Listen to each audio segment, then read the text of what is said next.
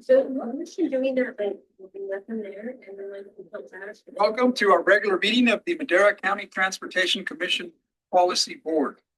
We also have this meeting on Zoom. So if you'd like to get that Zoom link, please visit maderactc.org and you can get that link and join us via Zoom. I'll call this meeting to order. Sandra, can you please take roll? Commissioner Zachariah. Here. Commissioner Ahmed. Here. Commissioner Poitras. Yes. Commissioner Wamha. Here. Commissioner McCauley is absent. Chair Rodriguez. Here. And Commissioner Rogers is absent today. All right, so with that, we'll go ahead and stand and we're gonna have the pledge. I'll ask Commissioner Wamha if you can please lead us on the pledge. Ready? Begin. I pledge allegiance to the flag of the United States of America and to the republic for which it stands, one nation, under God, indivisible, with liberty and justice for all. See there. All right, moving on to public comment. This time is made available for comments from the public on matters within the board's jurisdiction that are not on the agenda. Each speaker will be limited to 3 minutes. Attention is called for the fact that the board is prohibited by law from taking any substantive action on matters discussed that are not on the agenda, and no adverse conclusion should be drawn if the board does not respond to public comment at this time. It is requested that no comments be made during this period on items that are on today's agenda. Members of the public may comment on any items that is on today's agenda when the item is called and should notify the chairperson of their desire to address the board when the agenda item is called. At this time, I'll open it up for public comment. And for the record, Commissioner McCauley is present. Any members online, Zoom call? No. All right. Then we will close public comment and move on to MCTC, sitting as a Transportation Policy Committee. These are transportation consent items. All items of the consent are considered routine and non-controversial by MCTC. Staff will be approved by one motion if no member of the committee or public wishes to comment or ask questions. If comment or discussion is desired by anyone, the item will be removed from the consent agenda and will be considered in listed sequence with an opportunity for any members of the public to address the committee concerning the items before action is taken. Do we have anyone from this commission wishing to pull an item for separate discussion? Seeing none, I'll open it up to public comment. No. All right, so I'll bring that back. Entertain a motion. So move. Second. We have a motion from Commissioner Poitras, second from Commissioner Wamha. All those in favor signify by saying aye. Aye. All those opposed? Okay, motion carries unanimously. Oh, I'll take that back. I'm sorry for missing Commissioner Rogers. But we do have a, oh, I'm sorry, yeah. Unanimously, thank you. Correct myself there. All right, so moving on to action items. MCTC.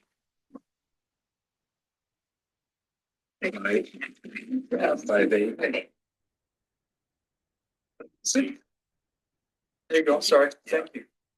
Oh, I saw these earlier on my computer. Okay, so transportation action discussion items. Item 5A, state legislative outlook, fiscal year 25-26, state budget and legislative bill matrix. And I believe. Yes. Executive With us Director. today Thank you. is Gus Corey Consulting. And today he will provide us some highlight related to the enacted budget, the 2025-2026 budget, SB 175, cap and trade extension, and the gas tax successor, any kind of updates that he may have to provide to you. And then also we'll briefly review the matrix. All those were included in your package, but he's here to provide us any kind of additional information related to those three highlights that I just mentioned. So Gus, are you with us? I am. Thank you, Director Taylor. Good afternoon, Commissioners. Gus Corey, State Legislative Advocate. Apologies for not being on video. I am traveling and my connection is somewhat spotty, but I do appreciate the sharp blazer that our Caltrans District 6 Director is wearing today.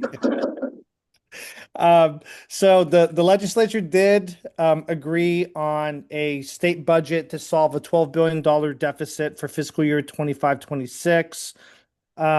Some of it did come at the expense of transportation in the sense that Governor Newsom, back in the May revision, had proposed for CAL FIRE appropriations that the general fund was responsible for to transfer those over indefinitely to the Greenhouse Gas Reduction Fund.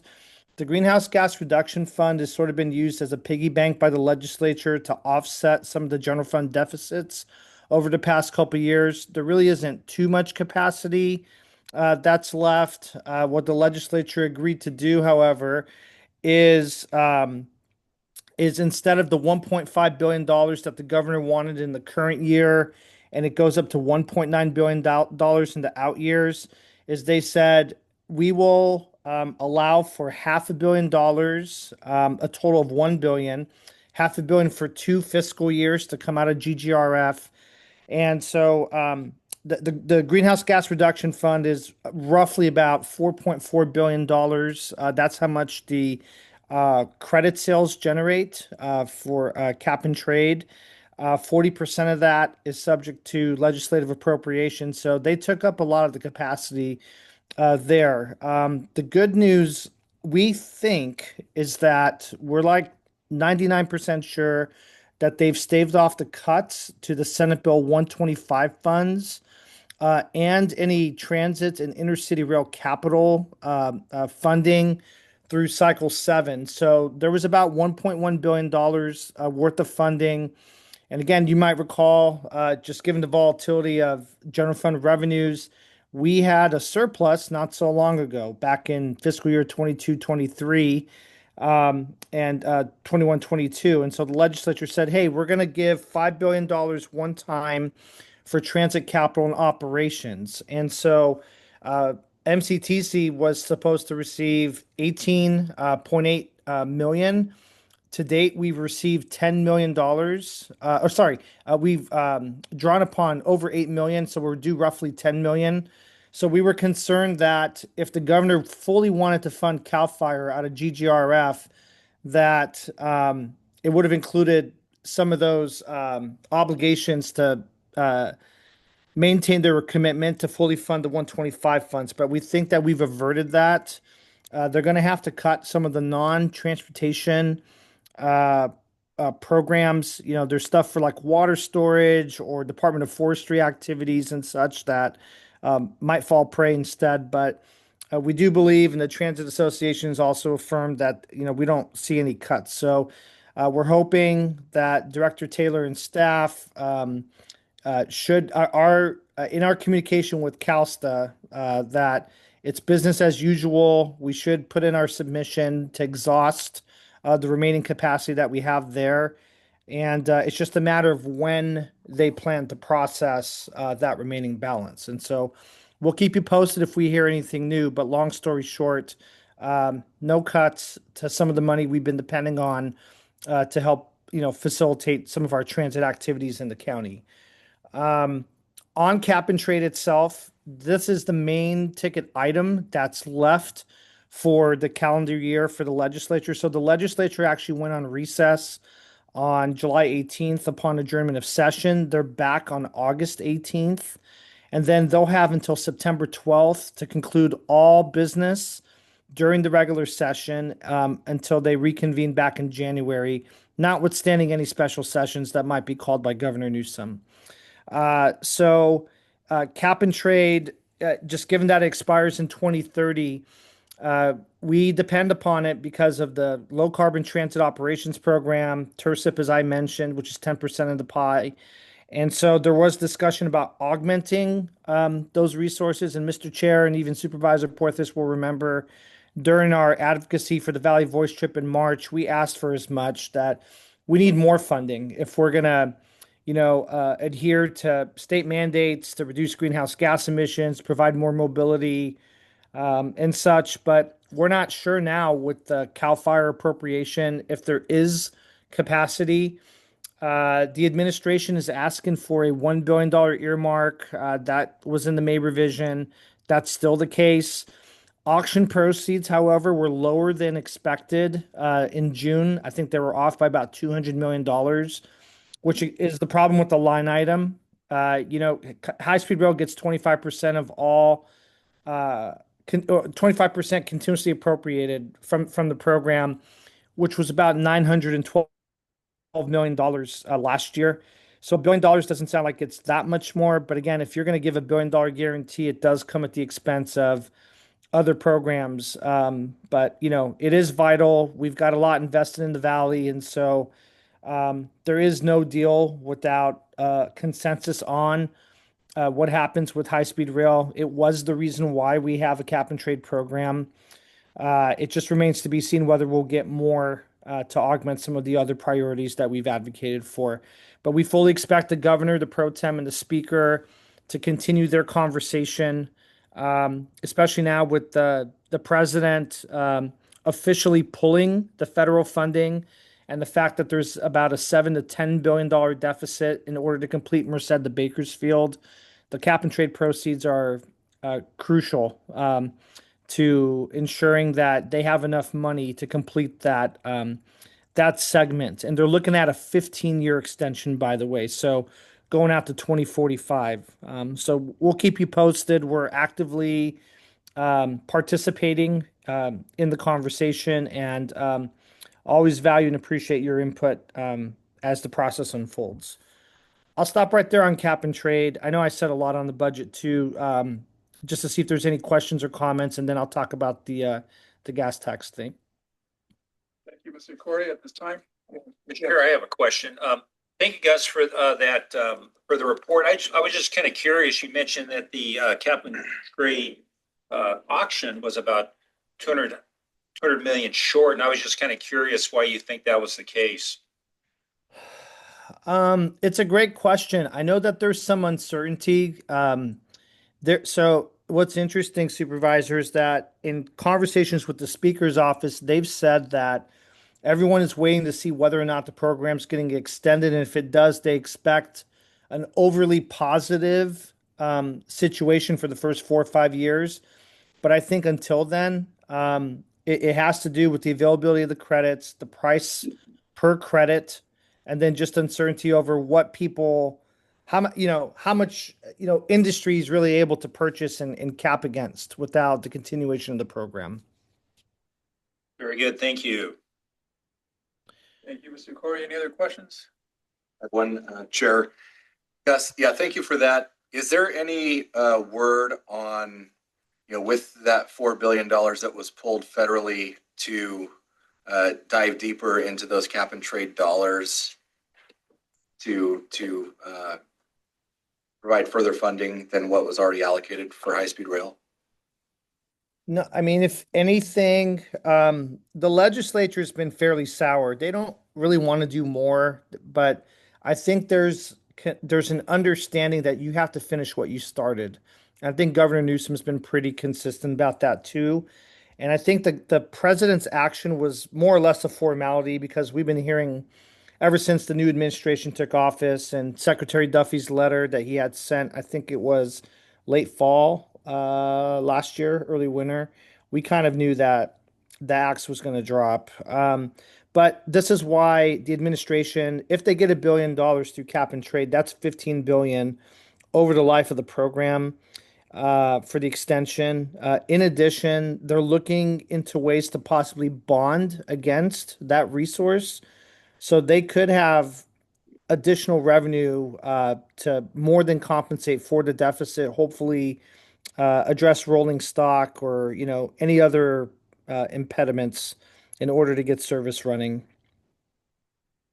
And thank you for that. And forgive me if this is off the topic of cap and trade, but with that $4 billion, we have some congressional representatives and other electeds that are pushing for redirection of those funds for other local transportation projects.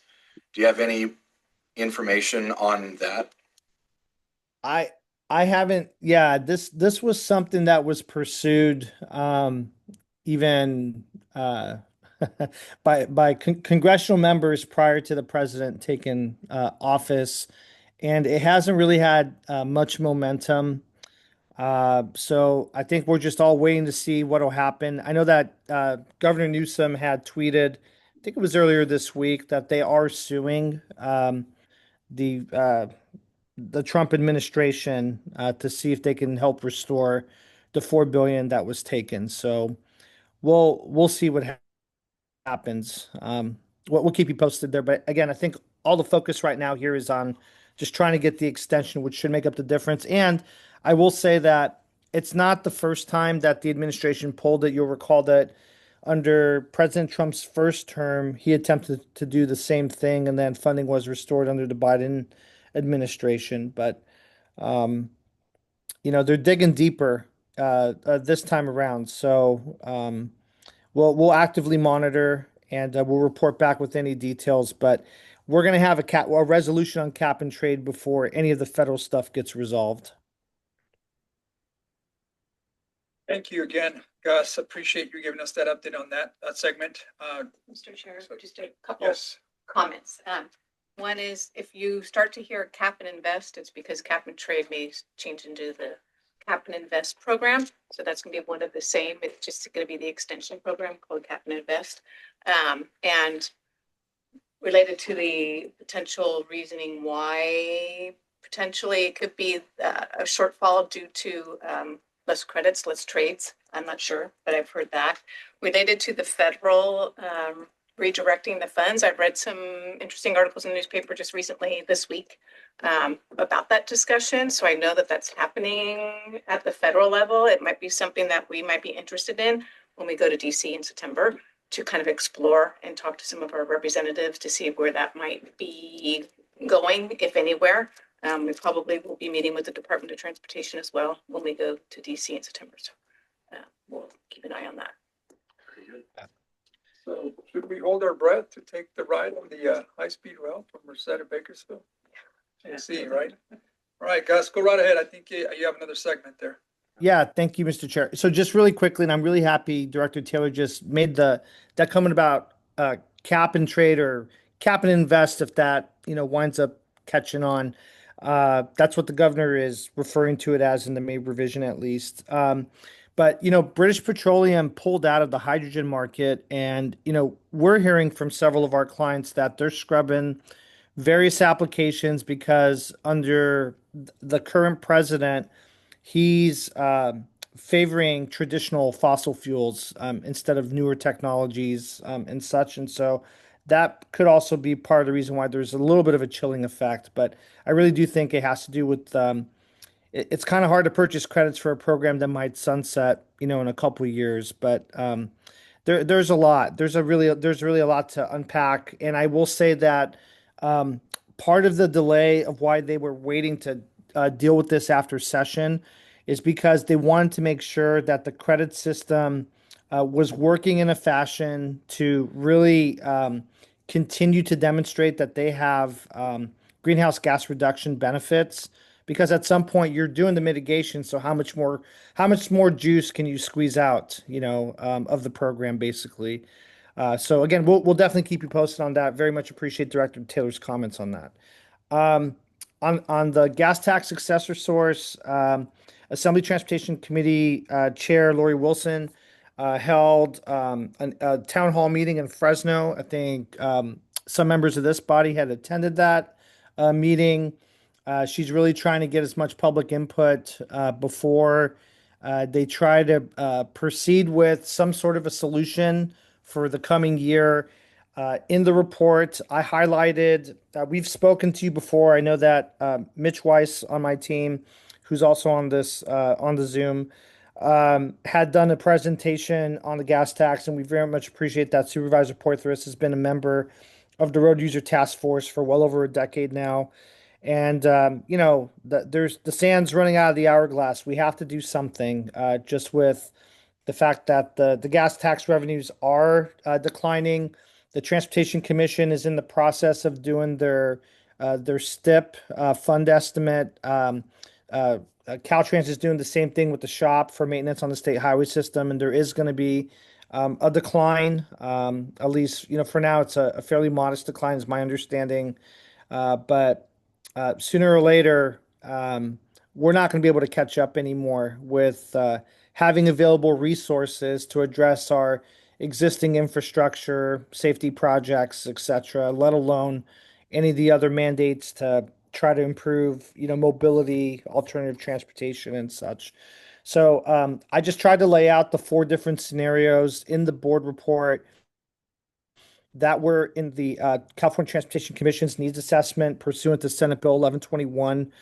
The first one just says, we could do nothing, which I'm not sure why that's a recommendation or stated, but, we're in this predicament basically because the legislature did nothing between 1994, which was the last price adjustment under Proposition 116 until 2017, when we thankfully had the enactment of Senate Bill 1.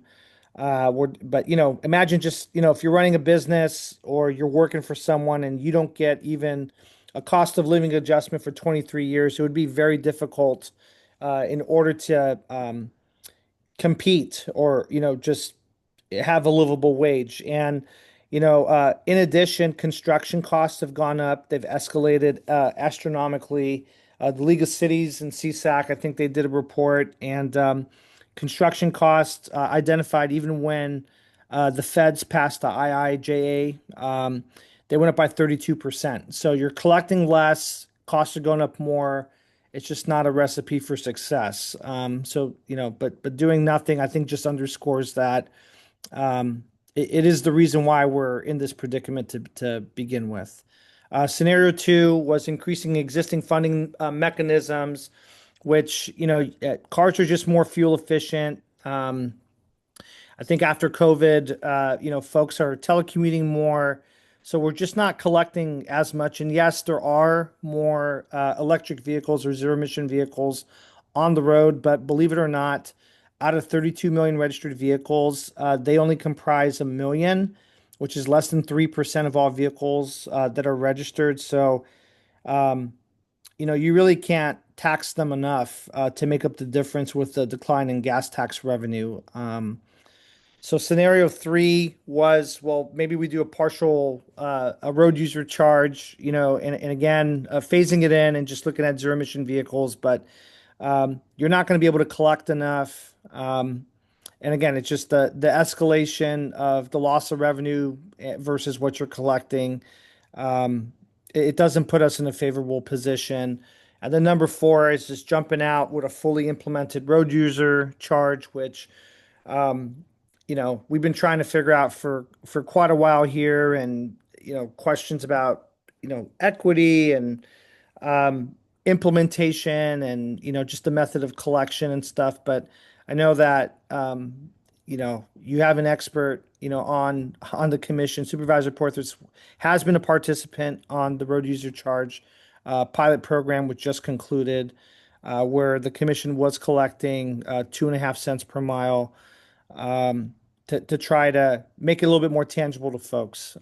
So I know that there's been some reluctance by legislators, but doing nothing, inaction is not the right action. We have to do something in order to protect our infrastructure, our economy, and such. And so, Mitch and I have been working for months on taking a closer look at the vehicle registration fee, which is referred to as the TIF, the Transportation Improvement Fee, and the zero emission vehicle fee, which is called the RIF, the Road Improvement Fee.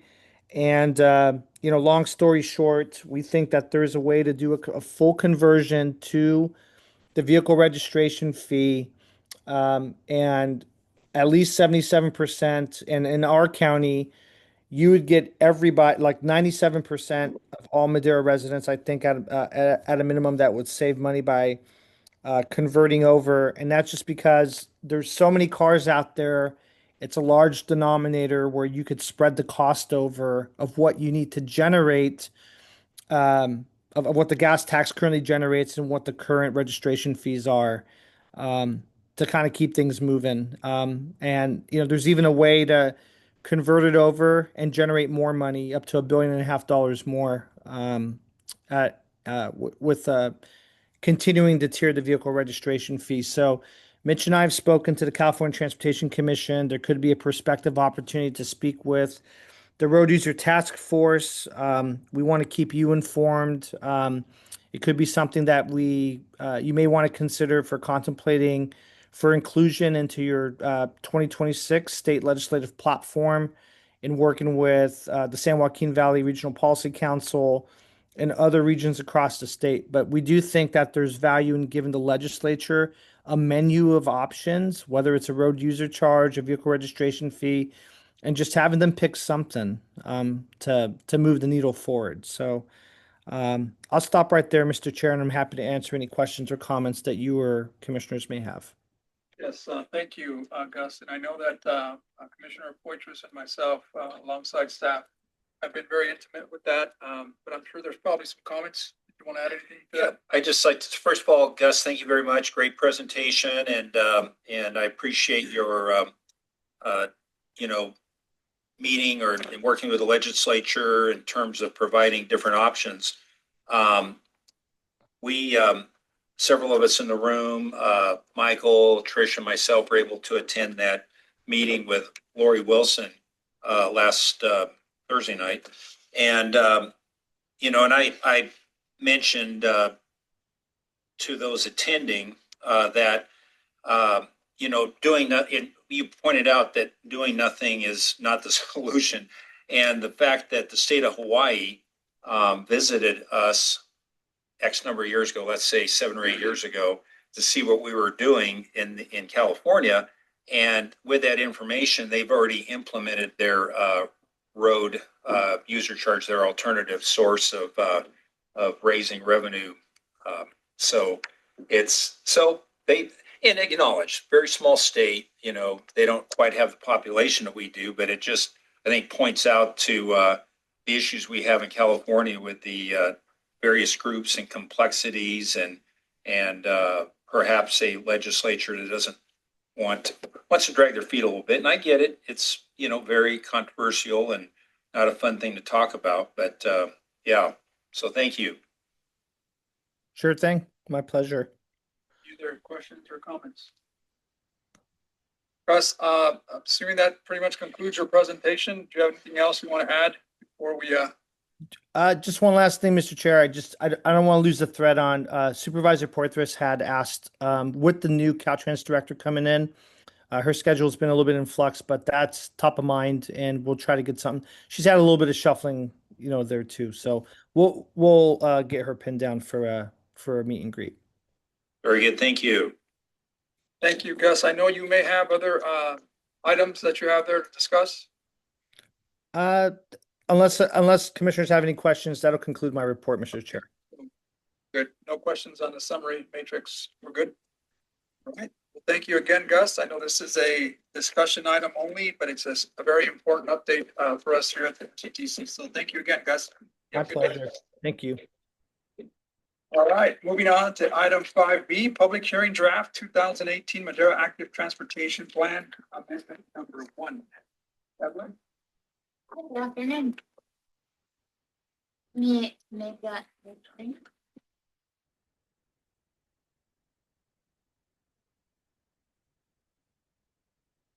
I'm gonna give a small presentation before the hearing.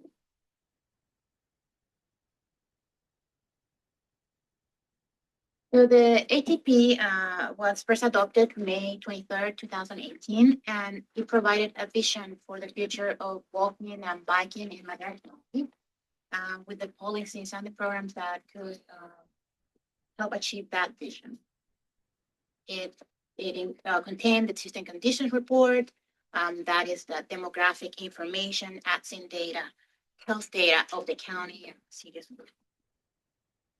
The active transportation information for the network, information about educational programs and the safe routes to school program, as well as available funding for those programs, and performance measures as well. So it was done with a comprehensive public outreach and public engagement for agency stakeholders and the community, and to develop this plan at that point in time. That way, the vision and goals were developed. As well, we received information from the local agencies to do the transportation network, as well as the rest of, as presented, I already mentioned. So for the updates that we are presenting, it's just basic update about the existing conditions, demographic data that's outdated by a couple of years, collision data that's also outdated. So those are the main bulk of the updates for this amendment, as well as we received information from the local agencies about projects that have been already completed, and we included that in this document as well. As well as we removed any web links that are no longer working. We started this work October 2024. We worked with the local agencies to get those updates in this document in November, and we did a small workshop December, and July today is for the public hearing notice about this amendment to number 1. As well as we'll have also a workshop August 6th at 4 p.m. via Zoom, and that information will be included in our website. It's not there, but it's going to be on our website. And then we hope to adopt this amendment in September during our board meeting one more time. And that's this presentation. Thank you, Evelyn. This action is to conduct a public hearing and receive testimony for the draft 2018 Madera Active Transportation Plan Amendment 1. Do we have anyone in the public wishing to make any comments? I do not see any online. Okay, I'll bring that back here to my colleagues. Anyone have a question, comment? All I have to say is that there was, minor changes on that demographic, especially more so on the incidents that took place, but I think that's good information to have when we're going to implement the active transportation plan that we'll have before us here in September. I know it was there, and I'm sorry to interrupt you. I just wanted to comment that the public comment period closes August 18th.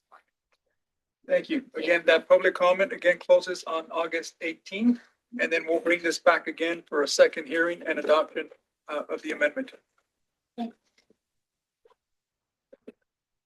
Right, then this is, we conducted the public hearing. We'll close that public comment. No questions, and we'll move on to item 5C, MCTC's interactive project mapping tool. Executive Director, I think we have Troy, Mr. McNeil. Natalia will be providing you the update.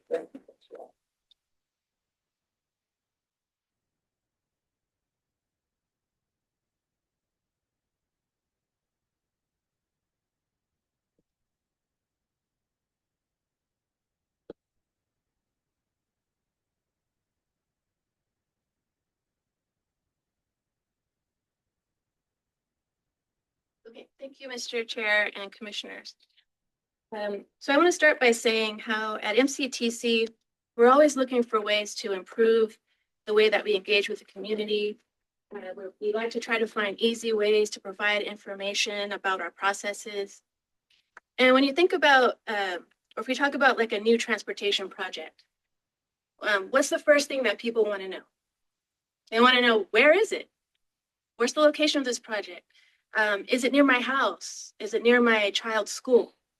And so that's why I'm excited to showcase a new interactive mapping tool that we've developed to help residents find out more about the location of transportation projects that are planned within the county, and also to provide an easy way to learn more about our processes.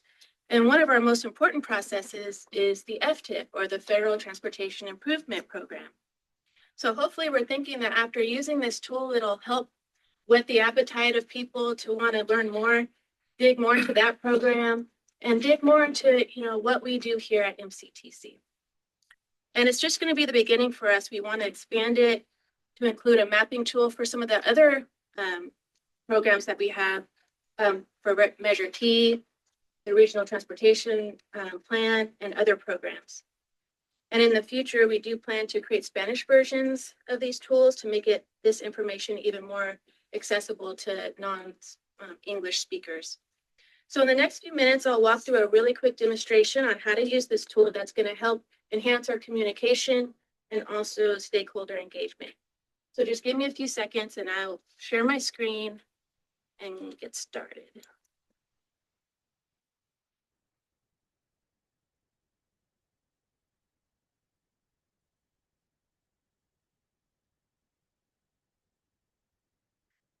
Okay, so you see our MCTC website, and I'm going to navigate over to the tool. So if I go to transportation, I go to Federal Transportation Improvement Program, or FTIP. There's a little lag there, so bear with me. So I get to the FTIP webpage. I scroll down, there's a button for the FTIP Interactive Project Mapping Tool. It's a mouthful, but we'll have to think of a cool name for it or something. Okay, there it is. Okay, so moving from left to right, we see what is the FTIP. There's a little blurb about what it is. There's some buttons on the side where you could download the current FTIP documents, and that'll take you right back to our webpage that has the authoritative documents on the site. You could view the map by project type, is what you see here, or you can view map by the project lead.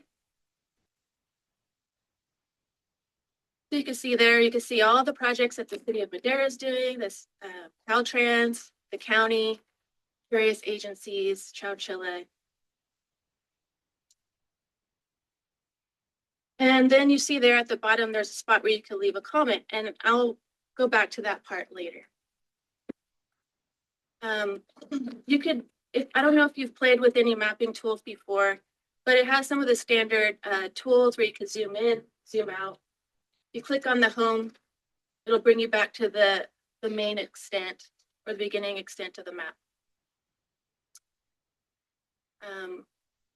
Here you could search if you have an address in mind.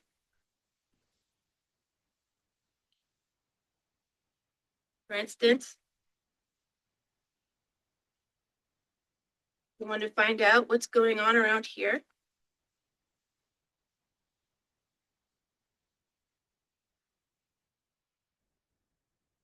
I click put in 2001 Howard Road, Madera. That's this address.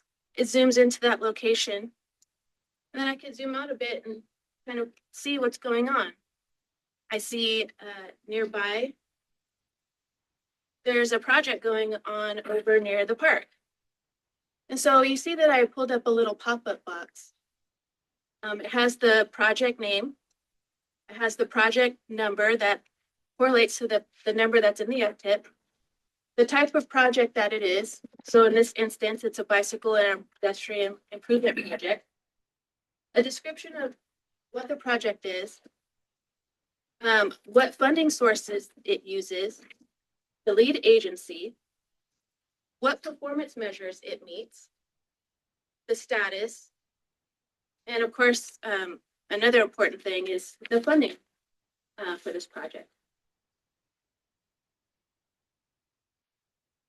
You also might want to change the underlying map. We call it a base map. So if you click here in this button, it allows you to change the background. So for instance, if you wanted to see the map with aerial photo underneath, I might choose this base map as the underlying data behind the project. So you'll see as we keep moving on towards the right, we see an FTIP project list.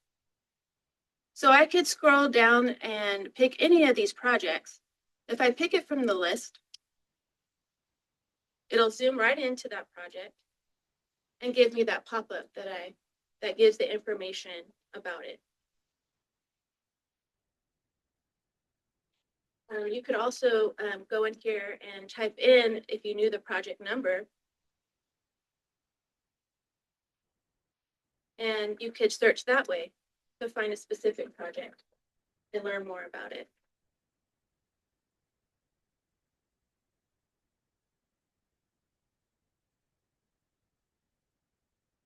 You can also sort all the projects by project ID or by project name. So at the top, on the right, you see that we're on the map page.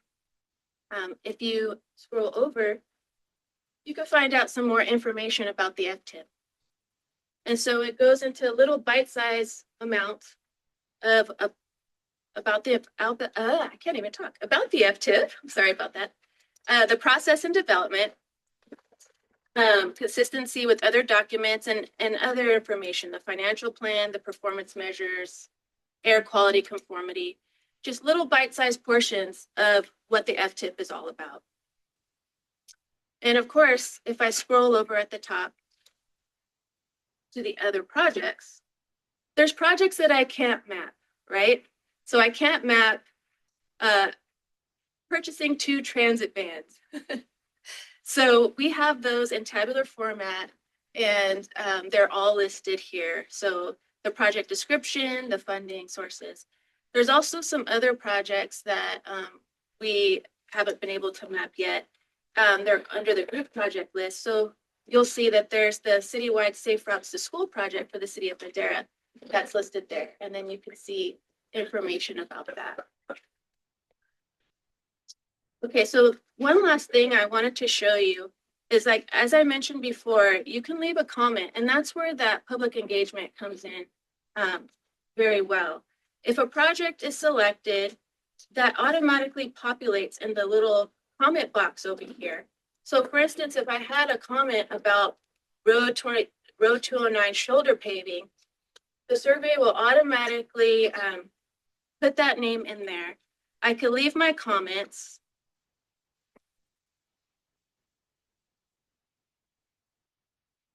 And I could add my name, which is required just so that we don't get a bunch of nonsense. And then I could submit a comment that way. So that provides an easy way for members of the public to provide comments right on the fly to us about specific projects. And so we'll get that email. I'll get that email, and then we could forward it on to the appropriate agency as needed. So I think that's about it. Is there anything else I forgot? I'm not sure. But like I said, this is just the beginning. We want to do more tools like this to let people dig in and find out what's going on, and just to find out more about what's all the good work that's going on in our county.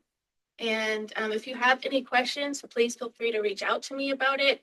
We're still looking for feedback. It's in its beginning stages. There's little, with technology, there's a little bit of things that need to be worked out sometimes, but we welcome your feedback, and I hope you enjoy using the tool. Thank you, Natalia. I do see a lot of colors up there, so that means that there's a lot of projects that we have underway, which is great. At this time, I'll open it up for my colleagues to see if there's any questions or comments. I will say that the lines in blue represent that Caltrans is actually moving on some projects that we have. South and north, that's right. Which is good. So thank you again. On your comment section there, now those comments are directed to the agencies that are responsible for those projects, but those comments don't stay there when someone's viewing that specific project, right? Not like a social media post. No, it's Good. not like a social media post. It's a way for them to send a comment back to us, Good. and we will route it to the appropriate person. If we need to handle it, we can reach out back to that person, or if, say, the city of Madera or the county needs to answer or address it, we'll forward that right on. Good. Well, it's good that we have this interactive tool. Again, I think it's going to continue to enhance. So thank you again, Natalia, for your presentation. Right, I will, an opportunity for public. If they have any comments? Mr. Chair, I just have a comment. Yes. Ty, how do you intend to market this? How do I market it? Yeah, because it's great, but if nobody, knows about it or, whatever. Oh, okay. How are Yeah. we going to tell people that we have this? Right. Oh, okay. So we are going to put it in our newsletter. We did showcase it at our technical advisory committee meeting. We also have it. We have an interactive mapping page as well on our website. I did put it there as well. And I guess if you have any other ideas on how to get the word out. We are going to put it on our social media and maybe have a little blurb and maybe a little video or something to kind of show how it works. I think those are all great. I think another thing you could do is take it on the road and go to various service clubs, like Chowchilla has several clubs. We've got, Kiwanis and Rotary and Lions here up in the mountains. We got the ex-president of Rotary right here, the immediate past president of Rotary from Oakhurst. And I think that, you're getting to the people who are like the people I think who look at MCTC page and this and that. There are people there are a small group of people who are really interested in going on, but I think the vast public, that's where you start reaching out to them, kind of some of the non-traditional areas. So that's my suggestion. It's a great suggestion. Yeah, so Mr. Chair, real quickly, I'd like to congratulate staff for developing this. It's been under development for some time now, so it looks great. Great staff work. To answer Supervisor Poitras's question, we do a lot of public outreach. We do a lot of fairs. We're going to be doing our RTP SCS. We do a lot of Met Transit needs. We're still at the staff level talking about how we're going to market it. We did talk about it going into the newsletter. There might be another opportunity because we get these are common questions. What projects are you doing in Madera County? Where we heard it a lot during the Measure T effort, where our projects, what did Measure T do for us? Potentially a QR code or something that we might be able to pass out. If there was some sort of interest from the public, it's a quick way of saying, hey, you can find our mapping tool here by going to this QR code or something to that effect. So we're still discussing how we're going to market it.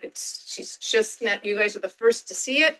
It's newly released, and so they've done a great job on pulling all this information together and having to update it and keep it current to see other. Yes. I'm also thinking some of the supervisors have town hall meetings. I know Jordan and Bobby, quite extensively, and so that might be something else to consider. Okay. Thank you. Presentation there, maybe even before the boards of the jurisdictions. August 13th, Campus Library. Thanks. Natalia, and just to piggyback on what Commissioner Poitras said, I think it's great to have this interactive tool. It's good to have all these features that are available. A lot of the times what we run into with people is, well, what projects have you done? And the one thing that was very common was that there's nothing really to showcase the projects, right? Like Measure T, for example. And we've always advocated for having like your tax dollars at work, right? And maybe a name for it, I would suggest, is this is your tax dollars at work. And by clicking, you can see the projects that are being developed. And obviously, if it's your city, your municipality, or the county, you'll know where those projects are taking place. But I do think it's a great thing for people to look at. The name could stand out with like your tax dollars at work or something similar to those lines. Yeah, can I add one more thing? It's more of a technical thing. This platform, it's pretty robust. You're trying to look at a map, you've got buttons and things like that. And so it does look different on different browsers. It looks different on different screens, but we do have a mobile version as well, because we know that most people don't sit at the desk and look at their desktop. They've got their little phone with them. And so the functionality is slightly different, but it does work the same, and you can get the same information on your phone as you would one of the larger desktop versions. And as someone that's starting to dive into the AI world, not as good as Commissioner Sakurai here, but I'm sure that with the advancement of that, it'll just complement it in some way where people can look it up quickly, find out where their project's at. But thank you again, Natalia. I appreciate you for that presentation. Again, I did allow for public comment. Didn't see none. All right, close that. We'll move on. This was information. So moving on to item 5D, 2026 Regional Transportation Plan, Sustainable Community Strategy Development Update. That's Mr. Stone. Thanks, sir. Just for this item, we have an update on the plan in general. As you know, this is a very large, comprehensive plan, so I'm going to be going around to a lot of different topics related to this plan. Just as an intro, our RTP SCS, as we call it for short, is a long-range comprehensive transportation plan that looks out a minimum of 20 years. Our current horizon year is the year 2049. So there's a lot of projects between now and then that go into this that build our plan. We are required to do this plan because of the size of our county, our region. There are federal and state requirements tied to this plan. We have a lot of different goals. It's not just transportation projects alone. We have to look at all the things that influence transportation and why people use our transportation investments. Things like housing, how our economy works, why are people moving, what's the behavior behind it. There's a lot to consider when we do this. We have a quite extensive outreach plan. In fact, that was the first deliverable for our plan. As many of you know, we retained LSA to help us with this development last August. Their first deliverable was a public outreach plan that we have been enacting for the better part of this year and have another year upon which to complete our outreach. I want to give some highlights on some of the things we've done thus far. We've been at quite a few of different events, workshops we've hosted ourselves specific to this plan. We've brought the RTPSCS discussion to some of our Measure T conversations, to some of our public transportation conversations, because it is comprehensive. It deals with everything. We've been at quite a few fairs. We saw a lot of you actually at those fairs in Oakhurst and Valley. We do plan on going back to those later this fall. We wanted to give people a lot of different opportunities to give feedback because there's so many different questions we have for them. So we've had several different surveys online and in person. We take those to our workshops or to our tabling events and give people every opportunity to give us the feedback to those questions that they can, whether it's electronic, verbally, written. We want to just get anything we can from people, talk to people. Sometimes they don't want to participate officially, but we can be there and talk to them and have conversations that can really be strategic in understanding what they think about the issues that we're working on for this plan. So that's been successful in my opinion thus far. I've met a lot of people in every district, and we've had a lot of good conversations about the things we're dealing with in this plan. So I mentioned a lot of goals. One of the objectives of this plan is to take transportation and housing and really integrate the way they work and not doing both of those instances of planning in a bubble, as it was commonly done more in the past. Prior to the 2000s. That's a huge direction for this. It's a big part of the effort. We have to create multiple different planning scenarios that account for distinct housing patterns for growth in the future. So we've been talking to people about housing at our workshops and at our events, trying to first let them know what we're talking about, because a lot of people aren't necessarily thinking about housing types and where they should be and why they might be beneficial to communities. So education is a huge part of our outreach effort.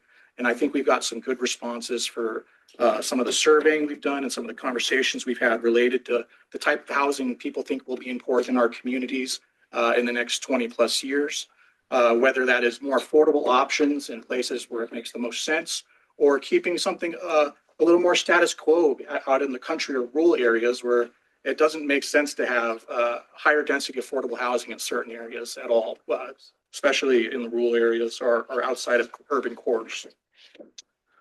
We also ask people about their values, similar to what we did with Measure T. We just want to get to the core of what's most important to people in Madera County that live here, that work here, that do their business here, or travel through. There's a lot of different mobile options, a lot of different destinations that are attractive for people to go to, whether it's their job, for recreation, for their personal lives. So all of it's important. Every trip's important. That's why we can consider all the different modal elements that are available to people, want to know how they use them. No surprise, vast majority of people in Madera County do get around by their vehicle. We are built out flat over the past 100 years, and it doesn't make transit quite as effective in certain areas, especially outside our urban cores. So many of our responses do lean towards that. Increase our maintenance, or address congestion and safety and goods movement on our key corridors.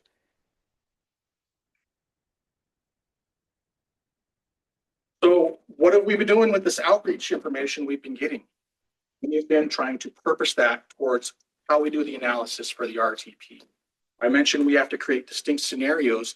Each of those scenarios has a pattern for how we grow. Now, we did a lot of research.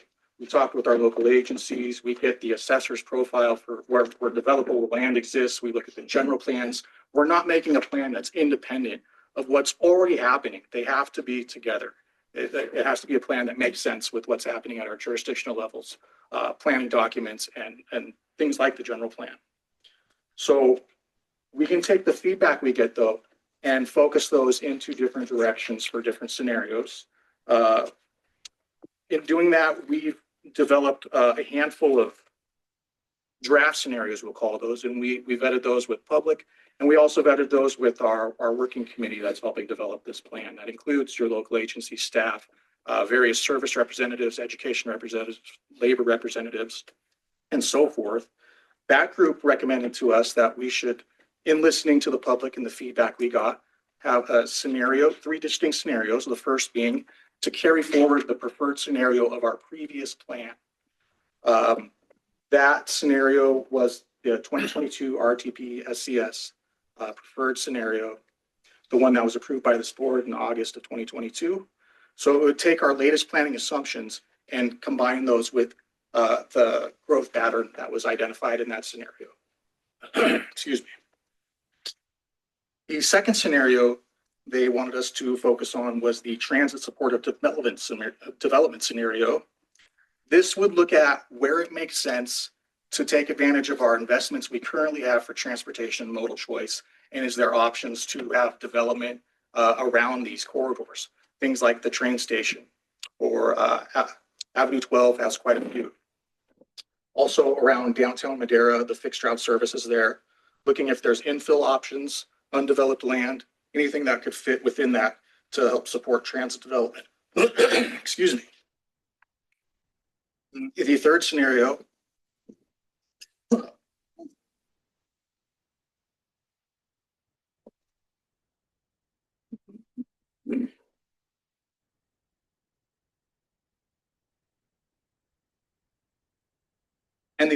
they asked us to look at would be one that focuses more on affordable housing options in key areas of our county where they felt it made the most sense. Like a lot of those, based off the feedback we got from the public, were in our developed urban areas already. But there were other considerations they wanted us to look at and how rural communities can benefit from affordable housing too. And there was an example of the project in Oakhurst that was pointed out that was recently built and broke or cut the ribbon last year.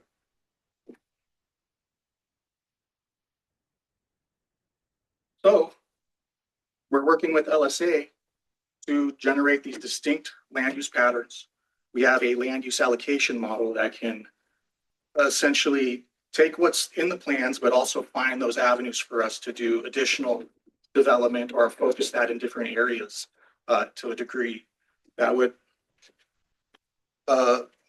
we would then be able to incorporate into our travel demand model.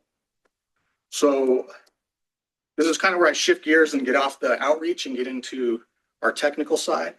Our travel demand model essentially has a map of the county on many different zones, what the housing is there and what the employment is there. And it's overlaid with a network of our roads, including all the improved projects, our project improvements we have over the next 20 plus years.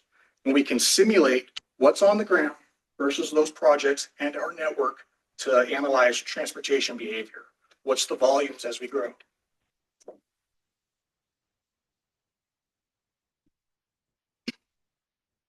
So that, for me, that's kind of I guess a midpoint in a sense, because we're on the cusp of doing all of our technical work with our models, our travel demand model. We've been doing work on our input assumptions, things like our demographic forecast that we went over in June. Additionally, we have crafted what's called a technical methodology for the California Air Resource. So this is what I call the high weeds of my work. And that is developing an extensive explanation of the methodology we're going to use to analyze greenhouse gas reduction if we enact this plan. So there's a lot that goes into that. They review our latest planning assumptions. They look at our modeling approach. They want an explanation of how we're going to use the state's air emissions analysis model with our travel demand model to reach the results we do. They want to make sure it's sound. They want to look at strategies we have to reduce greenhouse gas that are not able to be calculated in our model, off-model reduction as they call it. and they want an extensive methodology on how we're going to calculate those. They want an explanation of how we are going to compare the 2026 RTPS to the 2022 RTPSCS. There's what they call plan over plan analysis. That's something that's new that wasn't initially in the SCS, but it's something we do have to do now. And any description of any data elements that we do collect that are going to be in support of the SCS development. So that is a very technical memo. That's about as much as I would like to get into it, because I'm not qualified to get into a few of those things. That's what we've hired LSA to help us with.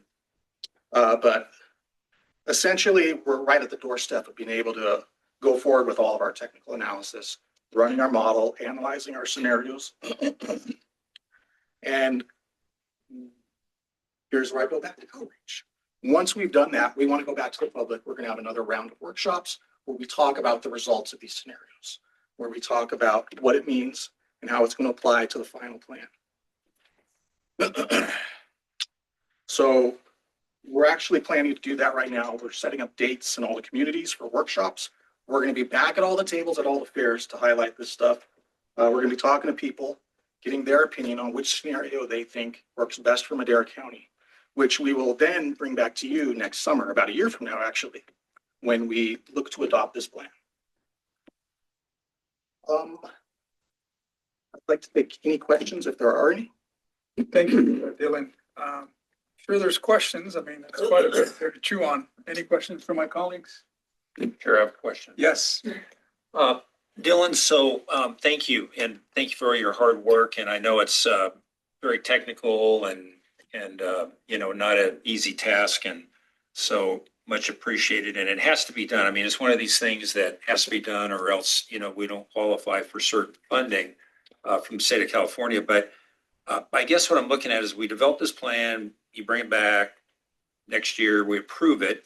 How does that really affect what we do on the ground? You know, so for instance, you know, City Madera has 1,800 acres out here, and who knows when that's going to get developed. But, you know, let's say things start getting developed, and maybe there's a few other developments in the city, and maybe a few other developments in the county. How does that, you know, because it's the cities and the jurisdictions that are approving these projects, not us. So is there a disconnect there, or is there you know, because you've gone through all this work, you know, and we paid all this money, and yet what is really the end result? Yeah, your question, it brings up a good point, and it has to do with the way the requirement for the SCS was initially set up.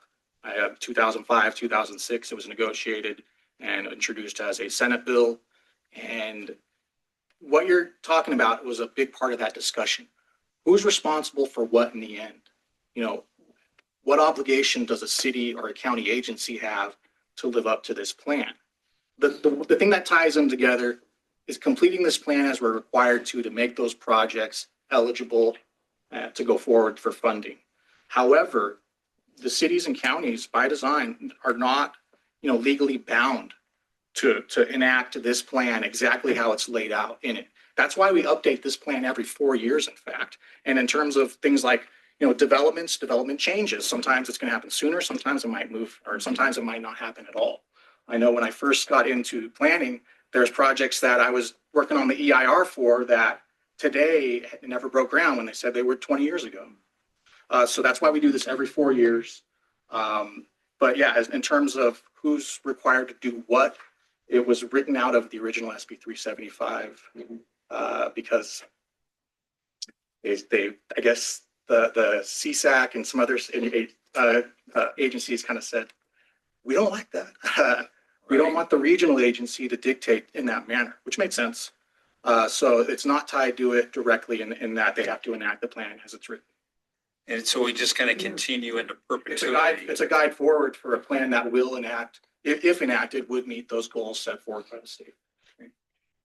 Okay, great, thank you. Any other comments, questions? It's like a living document.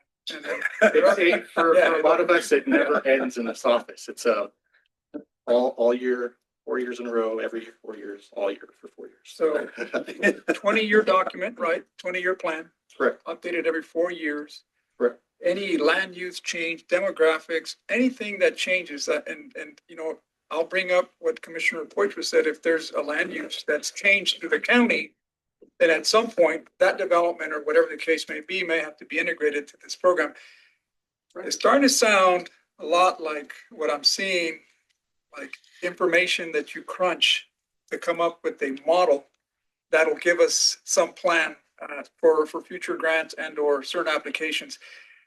But technology, again, I go back to this because it seems like a lot of this information be at a snap of a finger pretty soon, where you record something over here, it reaches that, you put it in your model, it spits out a new plan based on that. Yeah, I'm learning stuff Yeah, every week too in this field about exactly what you're talking about.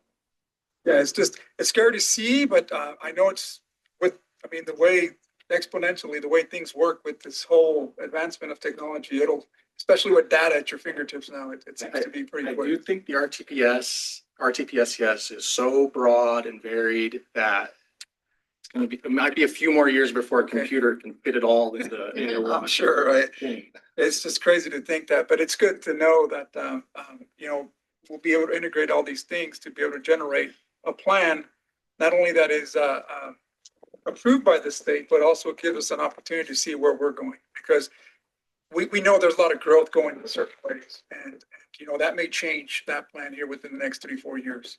Well, absolutely. Well, that's why we never stop working on this in a sense. So we can be on top of that change when it does happen and make sure it gets included. And then once we decide what road tax or what use what scenario we utilize, and we'll also be able to factor something in there too. Any other questions from my colleagues? Great. Yeah, I did want to mention having a laptop with Natalia's mapping tool is like going to be a no-brainer at every function we do where we talk about anything, especially the RTP, because it's about everything. So it's a great suggestion. Before you conclude, let's see if there's any members of the public wishing to make any comments. Seeing that online.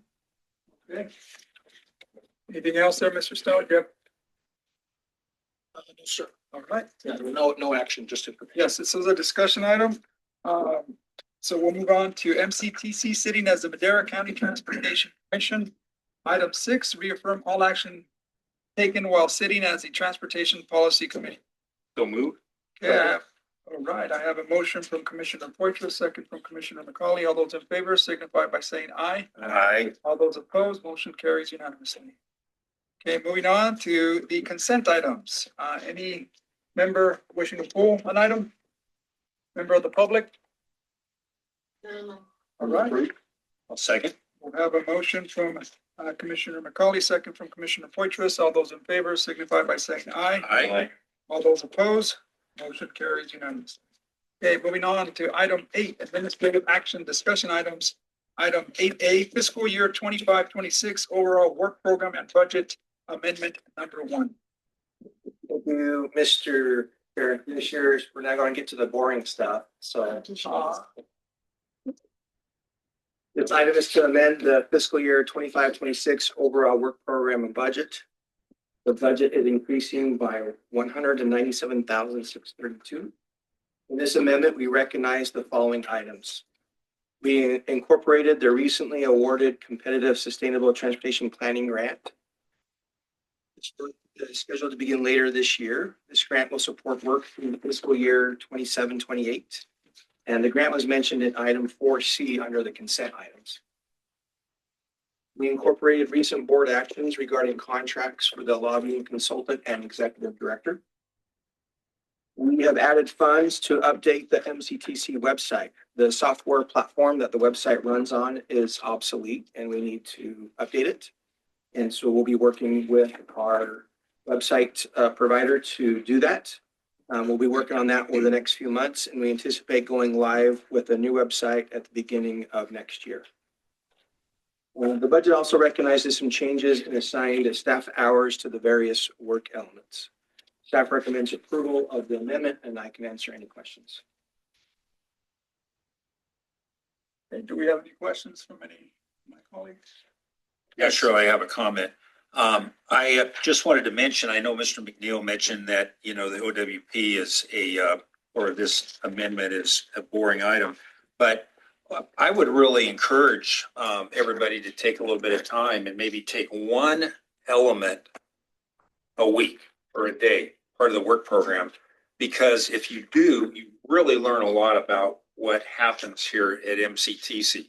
Don't try to take it all in one session, but there's a lot to be seen there, but do review it because it's very educational and it's very good about, each and every item. And you can kind of look at it and go, oh, wait a minute, that's what so-and-so is talking about, or this is what this is, or this is what this is. So anyway, just encouraging my colleagues and others to actually take a look at the OWP. Thank you, Vice Chair Poitras. It is, it is some light reading and it is very educational. I agree. So I second the invitation. If you want to be a commissioner who is, I guess, active or wants to be informed, do it. We'll say that I'm still in chapter 1. Thank you. Appreciate those comments, sir, Commissioner Poitras. Any other questions or comments? Okay, with that, thank you again, Mr. McNeil. This is an action item. I will open it up to the public. If there's any comments, None of mine. okay, close that public comment, bring that back. Move for approval. Okay, we do have a motion from Commissioner Poitras, second from Commissioner McCauley. All those in favor signify by saying aye. Aye. All those opposed? Okay, motion carries unanimously. Moving on to MCTC, sitting as the Madera County 2006 Transportation Authority. Item 9, Authority Administrative Consent Items. Do we have anyone from this body wishing to pull any of these items? There's only one. If not, I'll open it up to public comment. None of mine. All right, bring that back for a motion. Move to approve. Second. Okay, motion from Commissioner McCauley, second from Commissioner Poitras. All those in favor signify by saying aye. Aye. All those opposed? Motion carries unanimously. Item 10, Authority Action Discussion Items. Item 10A, consider introduction of an ordinance implementing and imposing a transaction and use tax to be administered by the California Department of Tax and Fee Administration. Ordinance number 2025-01. I believe, Mr. McNeil, you have this one. Thank you, Mr. Chair. This is definitely not a boring item. It's an exciting item. This item is to consider introduction of the ordinance implementing and imposing a transaction and use tax to be administered by the California Department of Tax and Fee Administration, or what we call Measure T.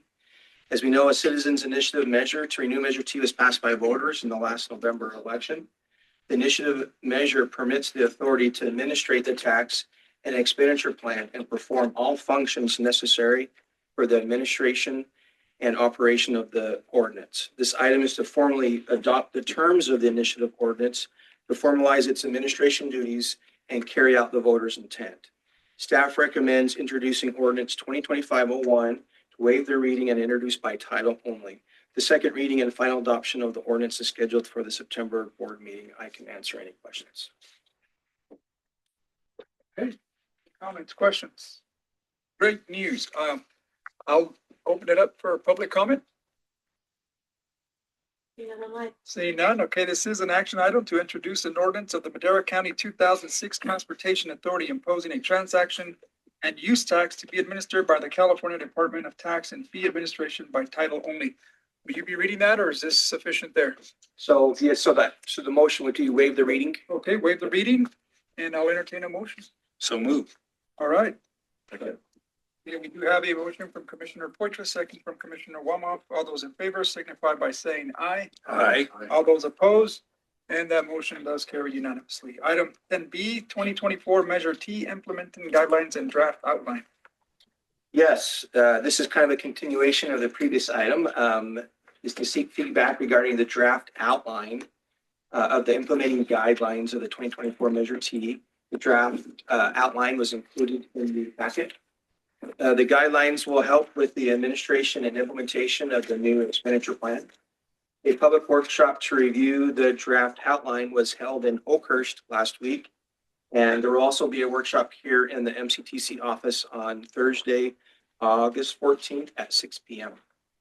After this workshop, work will begin on drafting the guidelines. We have hired VRPA Technologies, Georgina Virbian, to help us with the drafting of that. She is available and with us today online if there's any questions. It is anticipated that a draft document will be ready for public review and comment, hopefully at the end of September. And after the comment period, the document will be brought to the board for approval. I can answer any questions and or take any comments on the draft outline. Thank you, Mr. McNeil. We'll open it up for my colleagues. Any feedback? Mr. Chair, I don't have a comment on the guidelines. I had a chance to take a look at them. They're fine. I was just going to say, I know that a lot of these things, I think the city is having something on the 29th for the downtown Caltrans, Yes. the road diet or something. And then I think we're looking at the next Thursday, which is Lifetime Achievement. And then the next week is another, CTC. Is there another night of the week that these things could happen? Because, there's Mondays and Tuesday nights, and there's also at the end of the month, the city council doesn't have meetings, like the 4th and 5th. If there is a 5th Wednesday, those nights are open too. So I was just going to suggest, Thursday nights doesn't have to be I think the night, because there's a lot of things happening in our communities on Thursday nights. Yeah, thank you for your comment, Commissioner Poitras. In trying to schedule the one for down here in the valley, it was very difficult. There's practically something almost every night. And so, as you know, we had to change that a couple of times, various reasons. We could schedule another opportunity for another time, or even do a virtual one if we need to. If there's something that you suggest, we can do that.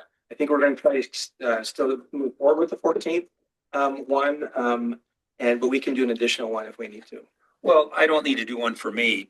That's not necessary. I was just saying that in our community, it's kind of like, the chamber, anytime they have an event, it's Thursday night, and there's some service clubs Thursday nights, and there's, this and that. Whereas, like Monday nights, I know people coming up here in a few weeks, there will be irritated if there's something on Monday nights because of football. But, then there's Tuesday nights. So city council meetings, Tuesdays, city council meetings, Wednesdays, it's a challenge. Yeah, but I think later in the month, those nights are open, right? I mean, it's the first 3 Wednesdays for the city council. Depend on the week, yes. Yeah, so like the 4th Wednesday is always open. Yeah. Or, and I don't know about, you guys are on Tuesdays? Yeah, meeting, yeah. Tuesday, so the 4th Tuesday's open. So I was just going to say there are windows on these other nights, so, I'm just throwing that out there. Yeah. It's because otherwise Thursday nights, other options. Yes. Yes, thank you for the feedback. We did look at all of those, and we'll keep trying to find the best date to get the most participation as possible. Perfect. Thank you for those comments. Yes, Commissioner McCauley. Yeah, I hadn't heard anything about the Lifetime Achievement Award, so it's interesting that you brought that up. I just wanted to thank Troy, Jared, and Georgina for coming up the hill last week to do a workshop. I think the mapping tool would have been helpful in that instance, so that would have been great. I think at that meeting, the one thing I just wanted to make note of, probably to nobody's surprise, that there were some comments in regards to the oversight committee. And so appreciate your dialogue around that, and look forward to hearing more. Yeah, and just as response, the comments we received were not anything that were a surprise to me. They were questions and comments that I kind of expected from that group, and fully understandable. And we're going to incorporate the comments the best that we can and to address those concerns. Thank you, Mr. McNeil. And again, I would say that towards the end of the month is probably the better. I think we do have a pretty jam-packed month sometimes, not only with the council meetings, we have our housing, other committees that we serve on, but certainly towards the end of the month, kind of like next week, that would be a better deal. But again, there's certain things happening. There was something almost every night. We will make in our council meeting here, I'll make sure that we report out and make sure that folks that want to attend the meeting, that'd be great. Perfect. But other than that, I'm not sure if there's any other comments from my colleagues. Okay, then that is item. Any comments from the public? Not online. Okay, this is an information and discussion only, so we'll move on to other items. Item 11, miscellaneous. 11A, items from staff. Yes, well, just like Supervisor McCall, it's the first time I heard about the Lifetime Achievement Awards too. Maybe we ought to mention for the group, Supervisor Poitras will be receiving a Lifetime Achievement Award You will? on August 7th. Yeah, I'm scheduled next day. You talked to my dad, haven't you? Right, yeah. I'd like to congratulate staff. It's item 4C. Troy mentioned it as well during his OWP report. We received a grant award in the amount of $535,000. You'll be receiving additional information as we prepare an RFP to move forward. But this is for to develop a climate adaptation and resilience framework. So hopefully maybe we'll be capturing, it'll be incorporated into the RTP SES, but capturing some of the emergency exits and roads and what have you for emergency situations, wildfires, any kind of climate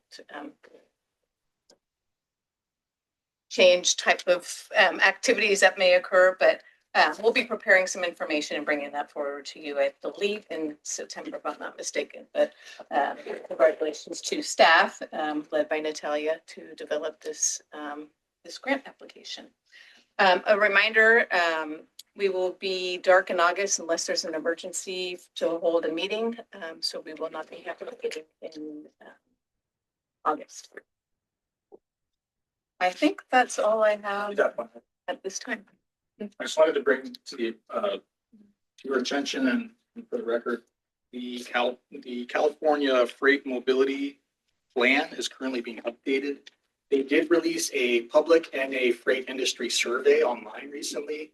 I took it and left quite a few comments. It's very accessible in terms of questions, but it has an open map prompt where you can put a pin and say anything you want with no word limit on issues that are really important for freight movement and mobility and goods movement.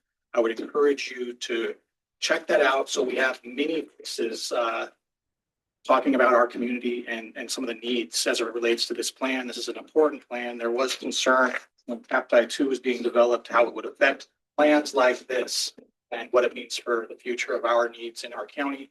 I did leave quite a few surveys, I think, from Oakers to 41 in the Ranchos and new growth area, quite a few of them in the city of Madera related to accurate crossings, and then some of our interchanges, 233.99, 152.99, as well as some of the gaps and some of the issues that creates.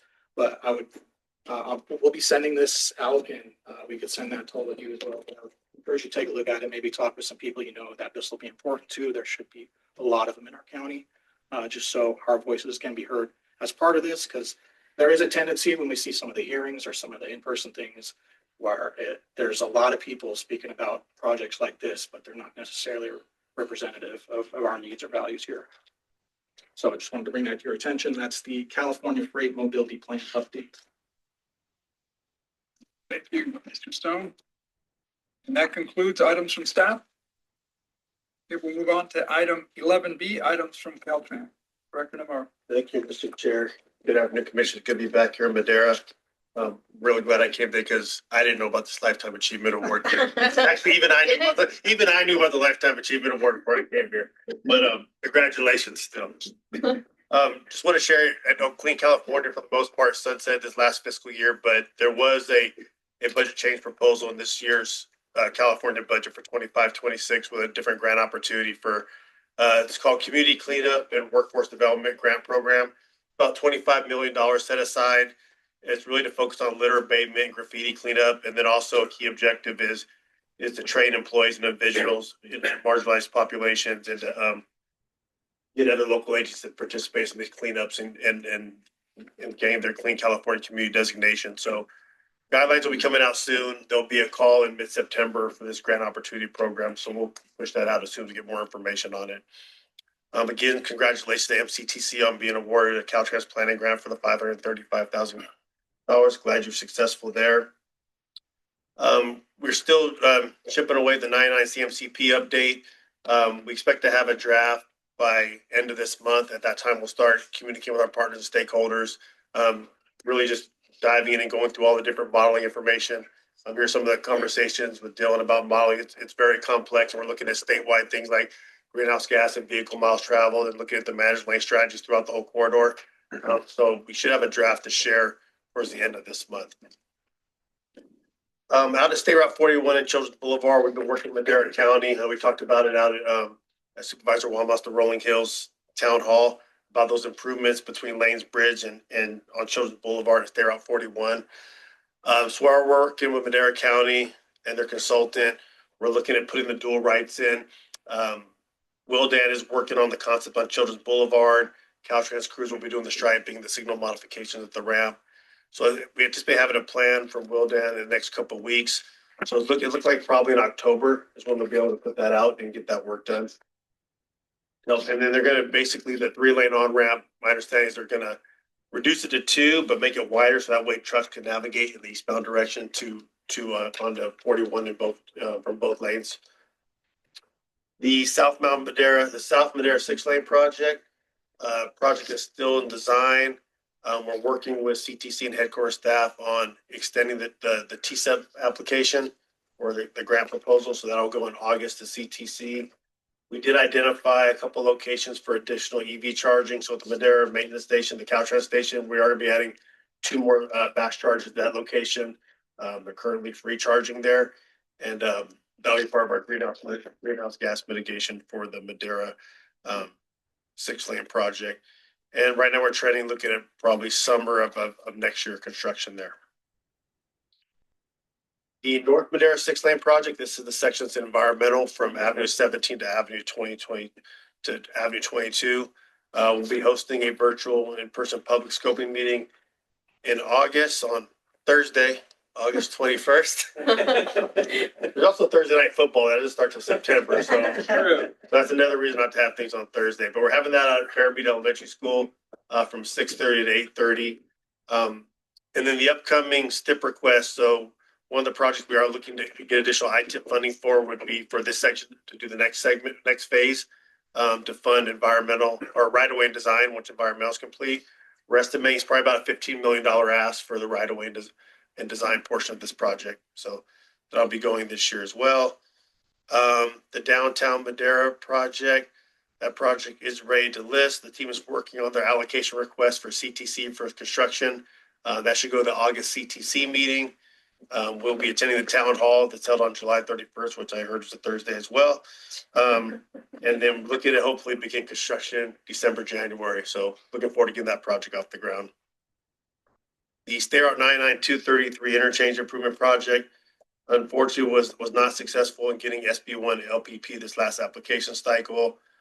So we've completed the supplemental report. We're working on some administrative things with headquarters on the freeway agreement and getting that ready for signature. And we anticipate having our 60% constructability review is targeting August of this year. Cottonwood Creek Bridge Replacement Project. The southbound, northbound ramps at Avenue 12 are open to the public, and we should have that project buttoned up here in the next couple of weeks and be complete there. The Ranchos Rehab Project, we did CCA that project on June 26th. That project is completely done out on State Route 41. The Madera South Expressway Project.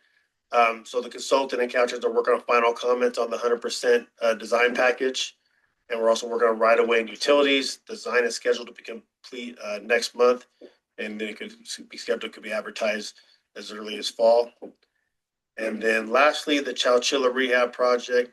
Our 60% constructability review for that project was held on April 1st. This project has about a little over $6.5 million in IJA funds on it for complete streets and broadband work and bike lanes, et cetera. Design is currently working to get their design package to our office of engineer by fall of this year. And that project should be ready to list by spring of 2026. That completes my update. Happy to answer any questions. All right, thank you, Mr. Navarro. Any questions for Clerk Navarro? Gotta say that you're looking good with that blazer. Yes, yeah, Chair- thank you. Chair, Yes. one thing I failed to mention is tomorrow there is a groundbreaking ceremony for the Rio Mesa Boulevard project. So Thursday. tomorrow, Thursday, Thursday, that's 10 right. a.m. All right, there's no further questions. I'll move on to items from commissioners. I'll start off on my right. Any report? Okay, I was just going to mention, going back to the meeting with Lori Wilson that she conducted, it was at Fresno State. And, it seemed like people attending, it was well attended, but it seems like it was kind of the usual suspects. And since it was at Fresno State, there's a few students and faculty from Fresno State. And I mentioned it to Tricia. I was thinking, we never see business at these things, because, you look around and that's all we're surrounded with, and commercial business and industrial business and transportation and trucking. But they were absent, and I'm always amazed, how, some of these other groups hear about this, like you had your justice groups, there and these others, but it's, anyway, it's just an observation. I'm just wondering why, because it's so important, for commerce. So anyway, just general comment. Thank you. Great work. any comments from Commissioner Waller? I have a town hall August 13th at 9 a.m. at the Management Library. And if you want to drag your interactive map down, I'd love to showcase it off for some of those folks. Usually have 50, 60, 70-ish people that go to that particular one in the morning. What was the date again? It's August 13th, Rancho's Library, 9 a.m. Wednesday. It's a Wednesday. It's a Wednesday. And if you guys are available or someone from here is available, get with me and I can get with Micah and get you guys, a spot to speak or maybe a TV to showcase the interactive map. Even just tell people what you guys do, something like that. And yeah, you mentioned the groundbreaking for Rio Mesa Boulevard. It's exciting. Connecting Tesoro Viejo to Avenue 12 as the 41 project kicks off. It's going to be vital. All these ancillary roads outside of 41 are going to be vital during these construction projects. The Avenue 12 widening project starts on the 28th of this month. So we got a lot of things cooking. And that's expected to be 12 to 18 months on that. So that's all I got. Nothing to report. Mr. Chair, I just have just one last thing. This is called equal opportunity, and somebody's been noted for their blue blazer, but our executive director is wearing a blue blazer today, and nobody's made a comment about it. I'd just like to mention that it's also very nice. So just want to mention that. I don't know why. Can somebody answer that? We coordinated. Okay. Yeah, there you go. We're into the groundbreaking tomorrow. Thank you. Thank you. I just did want to highlight that again, we will be holding that there downtown, the informational meeting that will be taking place at the Adult Day Healthcare again at 629 East Yosemite.